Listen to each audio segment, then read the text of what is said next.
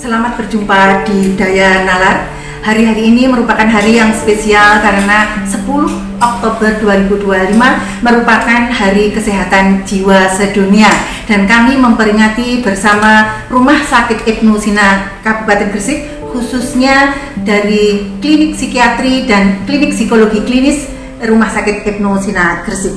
Selain kami mengucapkan selamat Hari Kesehatan Jiwa Sedunia, kami juga mengadakan edukasi kepada para pengunjung di rumah sakit, di poliklinik. Nah, kami menyampaikan materi tentang depresi dan bunuh diri. Kita mengenal depresi dan mencegah bunuh diri. Tujuan kita bukan hanya memahami secara medis, tapi juga membangun empati dan kesadaran bersama. Mari kita ciptakan ruang yang aman untuk belajar dan berbagi. Apa itu depresi? Menurut WHO, depresi adalah gangguan suasana hati atau mood disorder yang ditandai oleh perasaan sedih yang berkepanjangan dan kehilangan minat atau kesenangan pada aktivitas yang biasanya dinikmati.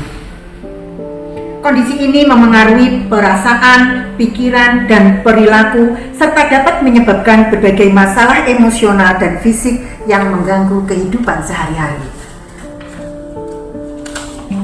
Statistik depresi dan bunuh diri secara global, terdapat 280 juta kasus depresi di seluruh dunia.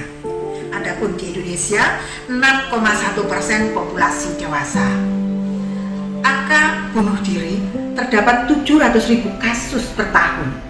Dari angka ini menunjukkan bahwa kita perlu lebih peduli dan aktif dalam pencegahan. Siapa yang rentan? Depresi bisa dialami oleh siapa saja, namun lebih sering terjadi pada remaja, dewasa muda, dan lansia.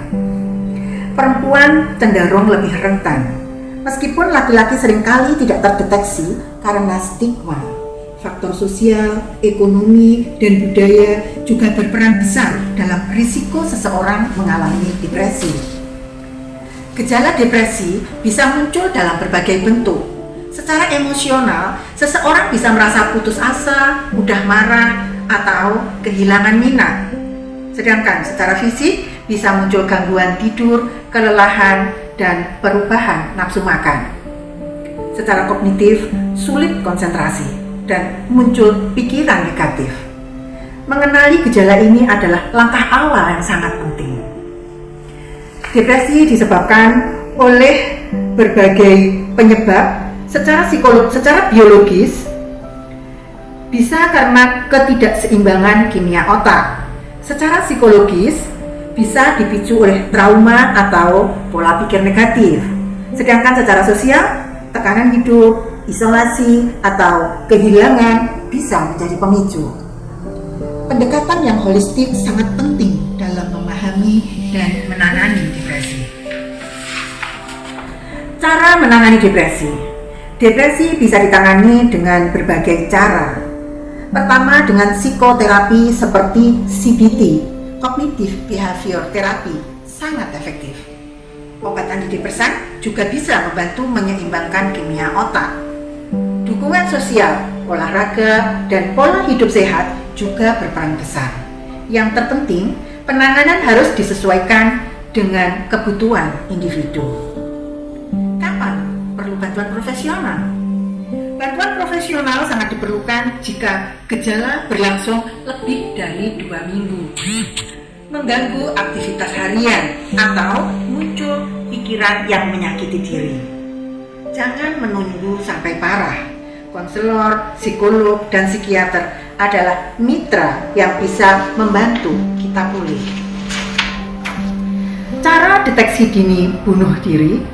Deteksi dini dilakukan sangat penting. Tanda-tandanya bisa berupa ucapan seperti "aku ingin menyerah", perubahan perilaku drastis atau menarik diri dari lingkungan.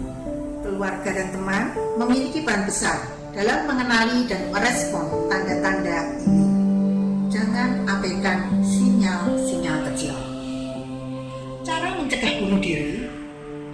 Pencegahan bunuh diri dimulai dari komunikasi yang terbuka dan penuh empati. Kita perlu menghapus stigma menyediakan akses bantuan, dan menjaga lingkungan yang mendukung. Intervensi krisis dan hotline bisa menjadi penyelamat nyawa. Terkadang satu kalimat "aku ada untukmu" bisa membuat perbedaan besar. Self-help untuk depresi dan pikiran bunuh diri.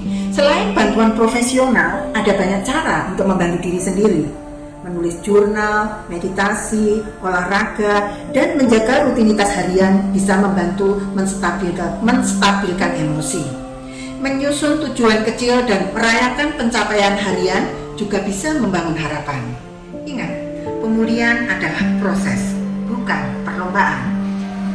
Sebagai penutup, saya ingin mengingatkan, kamu tidak sendiri. Ada harapan, ada bantuan, dan ada orang yang peduli. Mari kita jadi agen empati di lingkungan kita. Jika kamu atau orang terdekatmu membutuhkan bantuan, jangan ragu untuk menghubungi layanan profesional. Bersama, kita bisa menciptakan dunia yang lebih peduli dan sehat secara mental. Terima kasih, salam.